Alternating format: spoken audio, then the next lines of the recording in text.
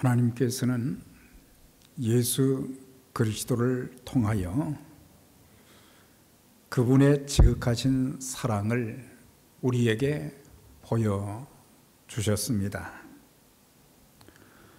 주님께서는 대속의 죽으심과 부활을 통해 그를 믿는 자들 모두에게 죄사함과 구원의 은총, 영생의 복을 허락해 주셨습니다.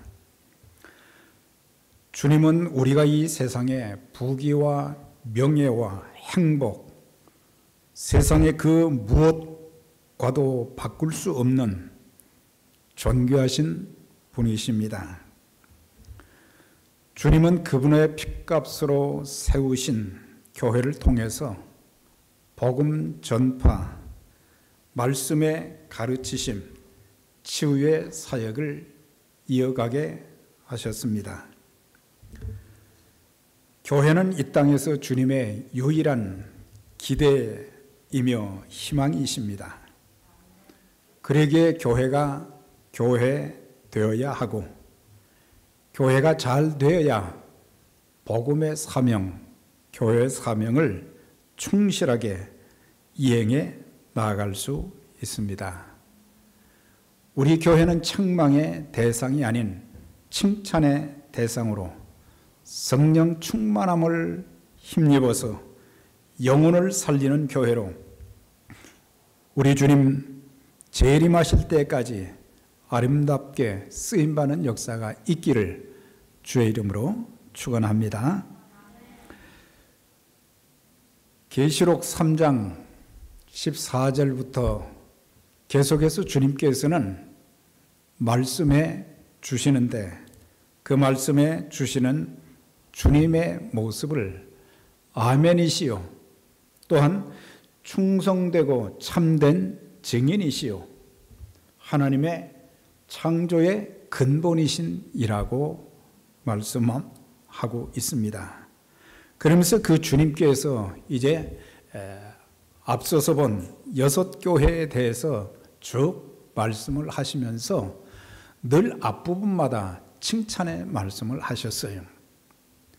그런데 라우디게아 교회 마지막 7번째 이 교회에 대해서는 칭찬해 주신 대목이 전혀 없습니다. 그리고 책망을 하시면서 왜 그 교회를 책망하시는지 3가지 내용을 보게 됩니다. 첫째는 더웁지도 차지도 아니한 미지근한 신앙을 책망하셨습니다. 3장 15절 16절 내가 차지도 더웁지도 아니하도다, 차든지 더욱든지 하기를 원하노라.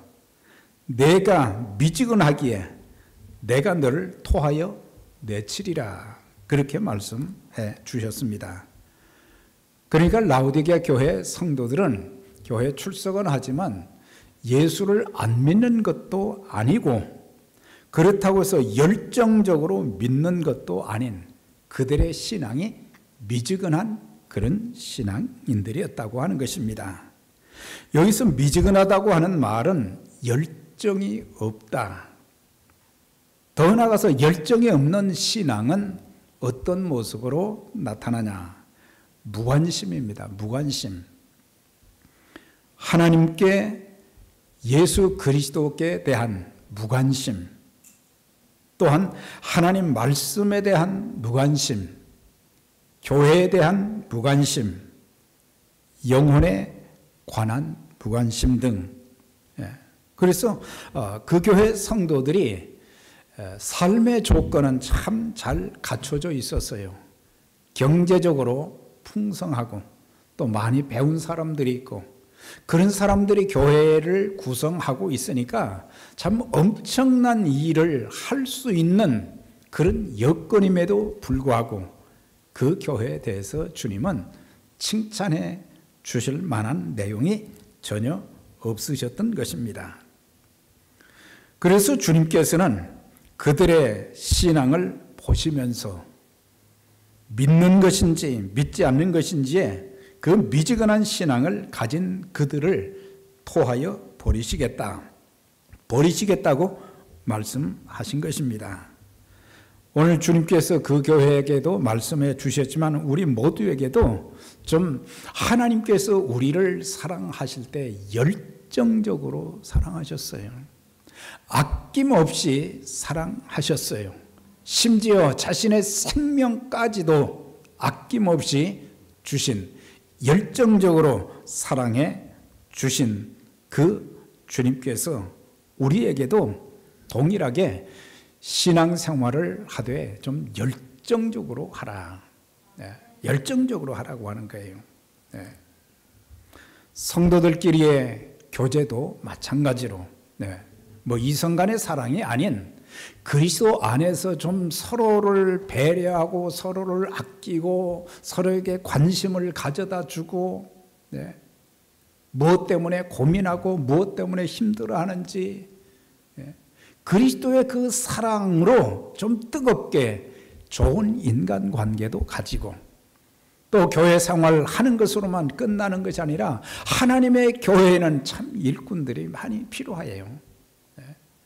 큰 교회는 큰 대로, 작은 교회는 작은 교회대로 해야 될 일이 너무 많은데 그렇게 교회를 섬기는 사람들이 좀 자원하면서 열정적으로 주님의 몸된 교회를 섬기게 될 때에 하나님의 놀라운 은혜의 역사가 나타나게 되어지고 하나님의 더 큰 일도 감당할 수 있게 되는데 그렇지 못했기 때문에 그래서 성도들끼리도 좀 뜨겁게 사랑하고 또한 선교와 구제, 교회를 위해서도 뜨겁게 헌신하고 봉사하라고 우리에게 말씀해 주시는 거예요. 그래서 책망받을 수밖에 없었던 것이 미지근한 신앙, 열정적이지 못했다, 무관심한 그런 그 모습이었다. 두 번째는 17절 앞부분에 보면은 나는 부자라 부유하여 부족한 것이 없다 하나. 이 교회에 대해서 주님은 그들에게 주신, 그 성도들에게 주신 복을 자신들의 삶의 편안함과 안락을 위해서는 사용하고 누리지만은 하나님을 위해서 또한 하나님 나라 확장을 위해서 영혼을 살리는 이 일을 위해서 사용하지 않음에 대해서 책망하신 것을 보게 됩니다. 나는 부자다. 나는 부족한 것이 없다. 이 사람들이 모르는 게 뭡니까? 하나님께서 왜 그들에게 생명을 연장시켜 주셨는지,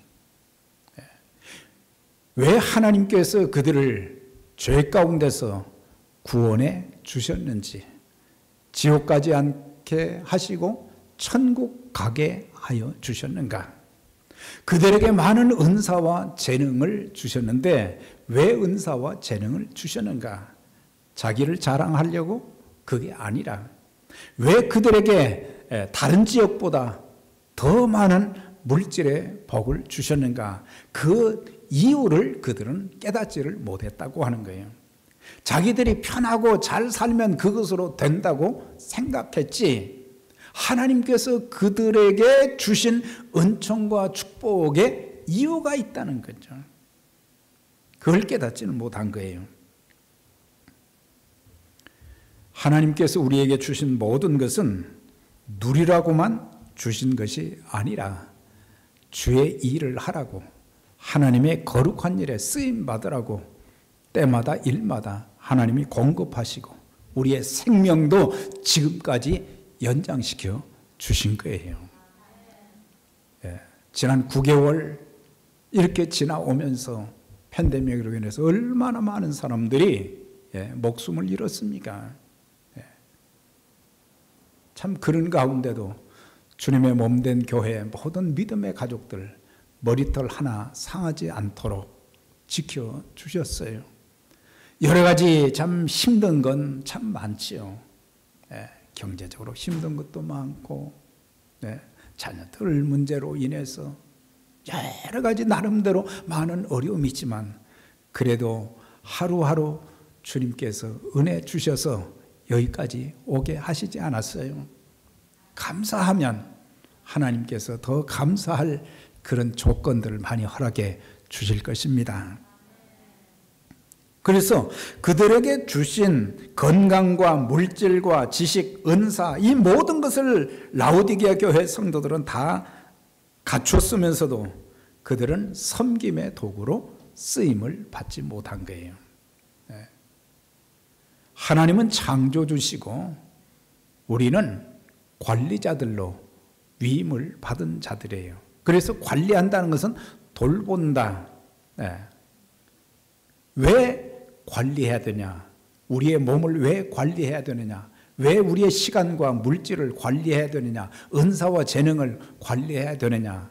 그것은 하나님께서 우리에게 위임해 주셨기 때문에 주의 일을 잘 하기 위해서 우리는 관리를 잘 해야 되는 것이고, 내 몸도 내 자신만의 안락을 위해서만 건강을 유지하는 것이 아니라 주의 일을 더 잘하기 위해서 우리는 건강해야 돼요. 우리에게 주신 그 물질도 마찬가지죠. 우리가 참 힘든 그런 시기를 지나고 있지만 통계를 찾아보니까 지금 전 세계 인구가 77억이래요. 그런데 매년 3천만 명이 먹지 못해 굶어 죽어가는 사람들이 있고, 약 10억의 사람들이 하루에 한 끼 먹든지 아니면 하루에 1불 가지고 산다는 거예요. 그러니까 30불 가지고 한 달 살 수 있는데 10억 이상의 인구가 하루에 1달러 가지고 산다고 하는 거예요. 거기다 비하면 우리는 감사한 게 참 많음에도 불구하고 우리는 감사하지 못하고 하나님께서 내게 주신 것 늘 인색하게 생각할 때가 많잖아요. 내 몸도 주를 위해서 주신 몸인데 우리는 내 몸은 그렇게 아끼면서도 주님께 예배하고 주님의 교회를 섬기고 이웃을 돌보고 그런 일에는 우리 몸, 은사, 재능, 물질 이런 것들을 잘 사용하지 않으려고 하는 그런 풍토가 참 많은 것을 알 수가 있어요. 우리는 청지기들입니다. 청지기는 관리자예요. 그래서 우리의 몸, 우리의 시간, 우리의 물질, 은사, 재능 이 모든 것들을 하나님을 위해서, 특별히 라오디게아 교회는 재정적으로 부족하지 않은데도 불구하고 주변을 돌아보지 못했다고 하는 거예요. 마땅히 해야 될 일을 전혀 하지 않은 거예요. 그래서 주님께서 너희들은 나는 부자라 부족한 것이 없다 그 자랑하지만 주님은 그들을 향해서 책망을 하신 거예요. 그거 다 내 거다. 나를 위해서 사용해야 되는데 너희는 너희 배만 부르면 되는 거구나. 그렇게 책망을 하신 거예요. 그 다음에 17절 하에 보면 내 곤고한 것과 가련한 것과 가난한 것과 눈먼 것과 벌거벗은 것을 알지 못하는도다. 그들은 육신적 부유함은 가졌지만은 영적인 면에서 볼 때는 형편없었다고 하는 거예요. 비참하고 불쌍하고 가난하고 눈이 멀고 벌거벗은 것을 알지 못한다 그랬어요. 그래서 영적으로 볼 때 참 불쌍한 사람들이다. 가진 것은 많고 배운 것은 많고 그래서 그걸 자랑하면서 살지만 실상 진실된 믿음을 갖지 못하고 하나님 뜻대로 살지 못하는 그들은 결국에 어떻게 될 것인가? 영원한 지옥불에 던져지게 되니까 그 영혼을 생각하면 참 불쌍한 사람들인데 자신들이 불쌍한 존재인지를 깨닫지 못하는 그런 안타까움이 있다고 하는 거예요. 이 교회에 대해서 18절 19절에서 이제 권면을 해주고 있습니다. 첫째는 불로 연단한 금을 사라 그랬어요. 네. 불로 연단한 금을 사라고 하는 것은 뭘 가리키느냐? 네. 세상적 물질적 부요함보다 믿음에 부요한 자들이 되라고 하는 거예요. 네. 믿음의 부요함을 누리게 되면 하나님께서 우리의 인생, 우리의 삶은 책임져 주십니다. 그래서 먼저 구해야 될 것이 내게 참 믿음이 있는지, 그리고 내 믿음이 부요하다는 것은 하나님 안에서 하나님의 말씀으로 가득 차고 성령 충만해서, 그래서 삶이 힘들거나 아니면은 순탄하거나 상황에 상관없이 믿음으로 사는 사람들, 하나님을 바라보며 사는 사람들, 하나님을 의지하며 사는 그런 사람들이 되라고 하는 거예요. 베드로전서 1장 7절에 너희 믿음의 확실함은 불로 연단하여도 없어질 금보다 더 귀하여. 우리 찬송가에도 그랬죠? 네. 금보다 귀한 믿음은 참법에 되도다. 이 진리 믿는 사람들 참 복을 받겠네. 그런 가사도 있는 것처럼 여기에서 강조한 것이 뭐예요? 너희의 믿음의 확실함을 가지라 그랬어요. 그러니까 구원의 확신이 분명해야 된다는 것을 가르쳐주고 있어요. 네. 자, 질문을 하나 드리겠습니다. 이건 만약입니다. 만약이에요. 네. 여러분들, 만약 오늘 내가 이 세상을 떠나서 주님 앞에 선다고 할 때에 내 영혼이 주님 나라 천국에 들어갈 것을 확실히 믿으십니까? 이게 흔들리면 안 된다고 하는 거예요. 예수를 믿게 되면 그 영혼이 구원받고 죄사함 받고 그리고 천국에서 영생복을 누리며 산다고 하는 그 말씀들을 성경에 수도 없이 많이 기록해 놓았어요. 내가 진실로 진실로 너희에게 이르노니 누구든지 내 말을 듣고 또 나 보내신 이를 믿는 자는 영생을 얻었고 심판에 이르지 아니하나니 사망에서 생명으로 옮겨오느니라. 이게 구원의 확신에 관계된 말씀이에요. 예수를 믿게 될 때에 우리는 심판을 받지 않게 된다. 영생을 이미 얻었고 사망에서 생명으로 옮겨오게 되었다. 로마서 10장 9절에도 보면 내가 만일 내 입으로 예수를 주로 시인하며 또 하나님께서 그를 죽은 자 가운데서 살리신 것을 내 마음에 믿으면 구원을 얻으리니 사람이 마음으로 믿어 의에 이르고 입으로 시인하여 구원에 이르느니라 그랬어요. 그러니까 예수 그리스도를 내 마음에 모셔드렸으면 주님이 내 안에 계십니다. 내 죄의 사함을 받았습니다. 내가 이제 내 영혼이 구원받고 영생의 복을 누리게 되었습니다. 입으로 시인하라는 거죠. 그런 사람들은 반드시 어떤 경우에도 주님 나라에 들어갈 확신이 분명하기 때문에 그래서 분명한 구원의 확신과 성령 충만함과 능력을 받아서 어떤 핍박과 시련 속에서도 변치 않는 신앙을 가지라고 하는 거예요. 그 믿음이야말로 금보다 귀한 믿음. 금이 세상에서 최고인 것처럼 살지만은 금보다 더 귀한 게 뭐냐? 예수 믿는 믿음입니다. 예수 믿는 믿음이에요. 우리 주님께서 재림하실 때 칭찬과 영광과 존귀를 얻게 되기에 이런 신앙으로 무장하면서 살라고 하는 것이 그 교회에 주신 권면의 말씀이에요. 우리가 이 마지막 시대에 영적으로 무장하지 않으면 내 신앙을 지켜나갈 수가 없어요. 악한 마귀는 우는 사자와 같이 삼킬 자를 두루 찾고 있어요. 오늘은 누구를 넘어뜨리지? 네. 개인뿐만 아니라 가정을 파괴시키고, 네. 우리의 삶에 생각지 못한 복병들이 막 여기저기서 터져 나오고 말이죠. 내일을 보장할 수 없는, 내일을 기대할 수 없는 이런 상황 가운데 살아가는 우리들, 네. 우리에게 보장된 것이 뭐가 있어요? 아무것도 없어요. 생명?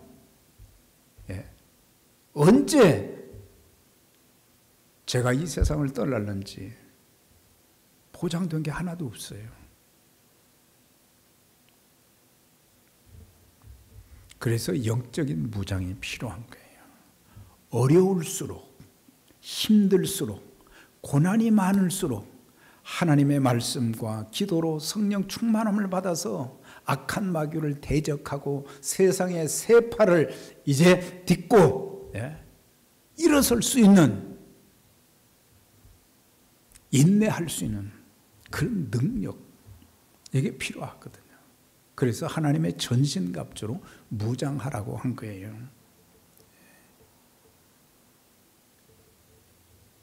내가 영적으로 재무장하지 아니하면 내 믿음 못 지키고 내가 주님 섬기는 것도 할 수가 없어요. 주님 앞에 설 수도 없어요. 주일에 쓰임 받을 수도 없어요. 네. 그래서 그 교회에게 권면한 것이 불로 연단한 금을 사라고 하셨고 흰옷을 사서 입으라 그랬어요. 네. 그들에게 옷이 없습니까? 라우디게아 교회 성도들은, 네, 또 그 지역에 사는 사람들은요, 양식이 풍족했고 그 다음에 옷도 많았어요.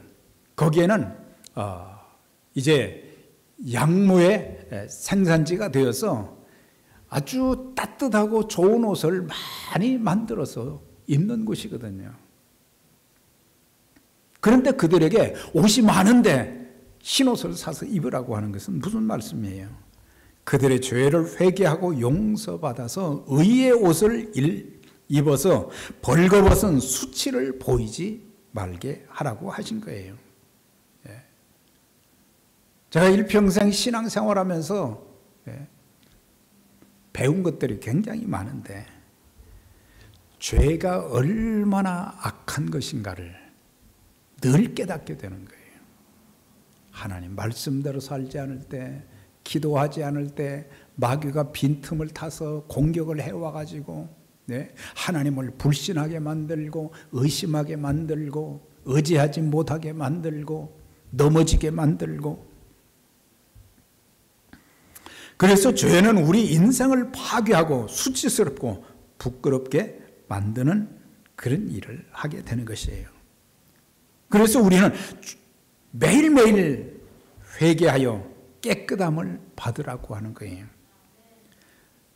우리가 주님 앞에 서는 날이 수치와 부끄러움, 책망의 날, 통곡의 날이 되지 않도록 날마다 회개를 통해서 하나님 앞에 바로 서고 진리의 말씀으로 무장하고, 다윗이 일평생 살면서 가장 그 많은 기도한 내용들이 있는데, 뭐 하나님 구원해 주세요, 도와주세요, 그런 기도보다는 항상 그가 하나님의 사람처럼 사는 것 같아도 죄를 안고 사는 사람이었어요. 그래서 시편 51편 2절에 간음죄를 짓고 난 이후에 나의 죄악을 맑게 씻으시며 나의 죄를 깨끗이 좀 사해 주세요. 그 죄가 그를 괴롭히기 시작한 거예요. 그 죄가 하나님과 다윗 그 관계에, 네, 장벽으로 딱 막혀 있었어요. 기도가 나오지 않습니다. 찬송이 나오지 않습니다. 네. 기도의 응답이 없습니다. 그래서 너무 고통스러운 거예요. 하나님, 제 죄를 깨끗하게 맑게 좀 씻어주세요. 그때 마음의 기쁨도 마음의 평안도 있고 주님과 교통하는 감격도 있게 되어지고 또한 위기 가운데서 하나님께서 참 건져주시고 또한 이끌어 주시는 기가 막힐 웅덩이와 수렁 가운데서도 끌어내 주시는 그런 하나님의 역사를 체험할 수 있었는데 죄가 있다 보니까 자기 인생이 망가지기 시작했고 하나님의 사람답지 못한 형편없는 그런 신앙인의 모습이 그에게 있었기 때문에 하나님 제 죄를 말갛게 씻어주세요. 요한일서 1장 9절에도 약속을 하셨어요. 만일 우리가 우리 죄를 자복하면 저는 미쁘시고 의로우사 우리 모든 죄를 사하시고 우리를 모든 불의 가운데서 깨끗하게 해 주실 것이라 그랬어요. 그래서 우리가 깨끗함을 받는다는 건 흰옷을 말하는 거예요. 우리가 주님 앞에 섰을 때 흰옷을 입어야 된다는 것은 옷을 흰옷을 입어야 된다는 그런 의미가 아니라 죄를 회개하고 깨끗함을 받은 상태로 우리가 주님 앞에 서야 설 수 있는 것이지 죄를 가진 채 우리는 주님 앞에 나갈 수가 없다고 하는 거예요.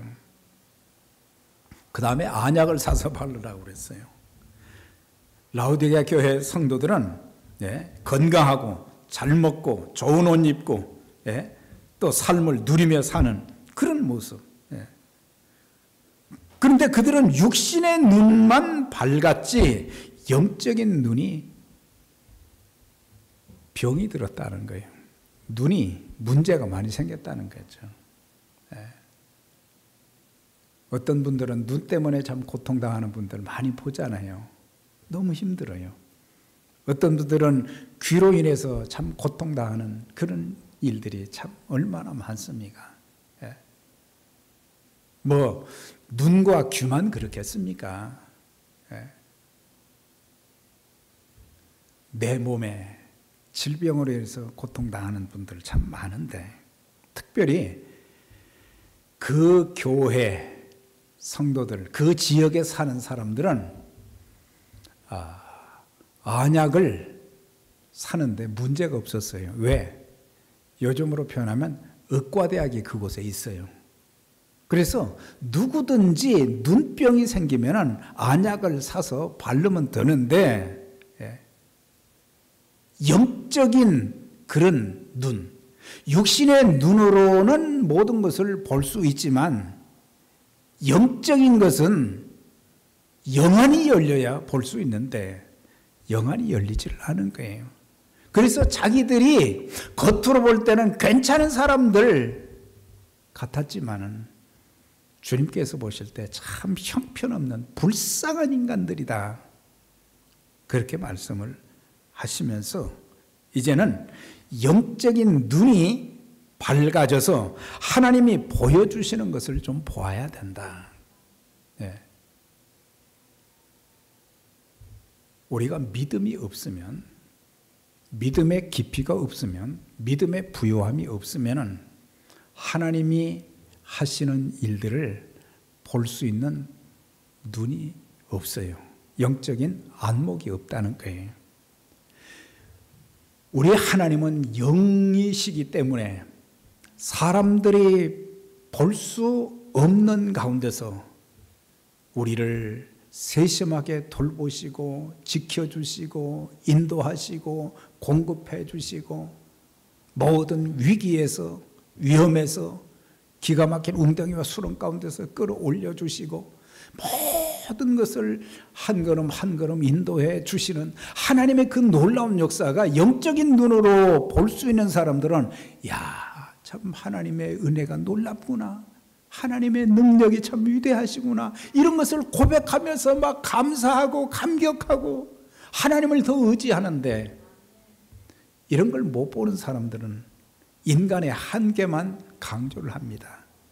하나님이라도 이거 어떻게 할 수가 없어요. 하나님이 못하실 일이 어디가 있습니까? 하나님이 못하실 일이 어디가 있어요? 우리 인생이 때로는 곤고할 때도 있지만 너무 걱정하지 마세요. 내가 믿음이 없는 것을, 내가 순종이 없는 것을, 내가 하나님을 신뢰하지 않는 것을 약점으로 알고 깨달아야지. 우리 하나님은 참 섬세하세요. 참 섬세하게 우리의 모든 것을 알고 계시고 모든 것들을 선하게 인도해 주시는, 잠시 눈으로 볼 때는, 육신의 눈으로 볼 때는 이것이 고난이고 핍박이고 고통이고 그랬지만은 영의 눈으로 볼 때는 이 과정을 통해서 하나님께서 하시고자 하는 엄청난 일들이 하나님의 계획 가운데 있다고 하는 거예요. 그래서 염려가 안 되는 거죠. 그래서 고난은 변장된 축복이라는 말이 나올 정도로, 왜?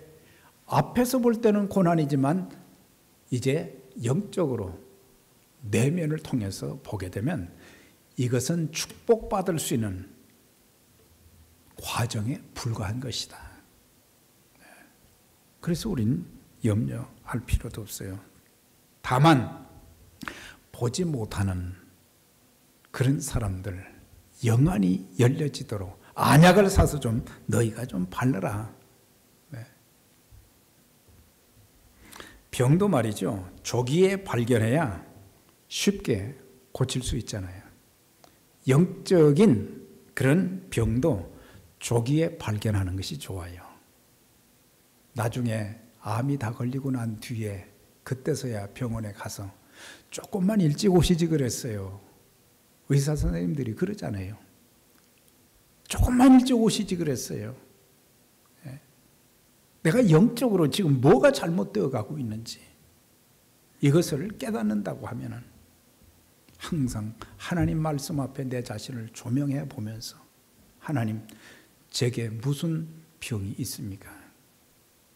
제게 무슨 잘못한 것이 있습니까? 제가 하나님을 거스른 것이 무엇입니까? 말씀의 축복을 왜 제가, 삶의 축복을 왜 누리지 못하고 사는지 이걸 조명해 보면서 그걸 깨닫고 고치면 되는데 이걸 너무 방치해 두는 거예요. 여러분들, 죄의 문제, 영적인 질고는 방치하면 안 되는 거예요. 육신의 질고도 마찬가지지만은 방치하면 안 되는 거예요.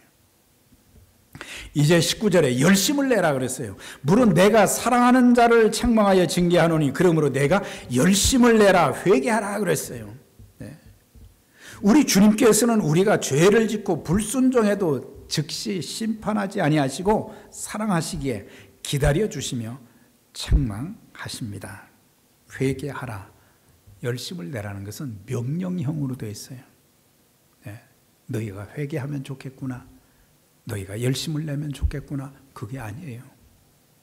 잘못된 것은 과감하게 하나님 앞에 내어놓으면 되는데 왜 사람들이 그 죄를 이 가슴에 말이죠 그냥 가두어 놓고 있고, 왜 주님 앞에 토설하면 다 용서받을 수 있고 형통할 수 있는데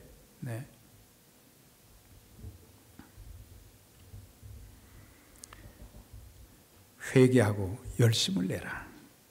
로마서 12장 11절에 부지런하여 게으르지 말고 열심을 품고 주를 섬기라 그랬어요.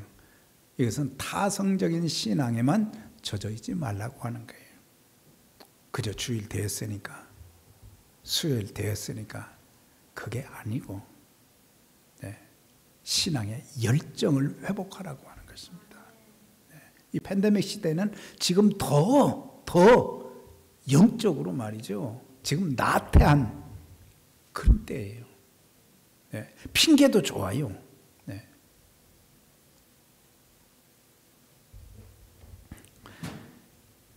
여기서 열심은 인간적 열심을 말하는 것이 아닌 성령님과 함께하는 열심을 말하는 것입니다.